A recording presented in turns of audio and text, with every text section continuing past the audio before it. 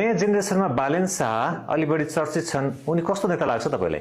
मलाई कसैकोलाई कसै के पनि लाग्दैन के। मलाई त्यस्तो कुराहरू नसोध्नु हैन।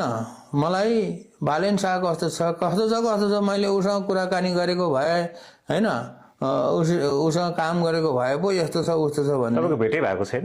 भेट एकपटक भेट भएको छ त्यति हो, अरू पटक भेट भएको। रवि लामिछानेसँग भेट भएको छ कि छैन? उसँग पनि एक दुई पटक भेट भयो होला। कस्तो लाग्छ? त्यो कुराहरू मलाई कसैले त्यस्तो कुराहरू सोध्ने हैन, त्यस्तो कुराहरू सोध्ने हैन। त्यो चाहिँ मलाई यस्तो लाग्छ उस्तो लाग्छ भन्न म भन्दैन।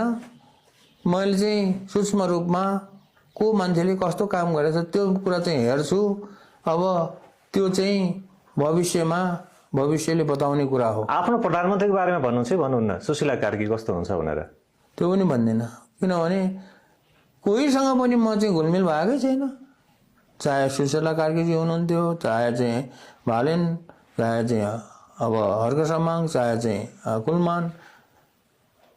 काम चाहिँ कस्तो हो भने उनीहरूको आफ्नो आफ्नो काम छ। मेरो आफ्नो उनीहरूको भनौँ न धन्दा, उनीहरूको चाहिँ के अरे उनीहरूको चाहिँ भनौँ न मनस्थिति कता छ, मेरो आफ्नो मनस्थिति कता छ।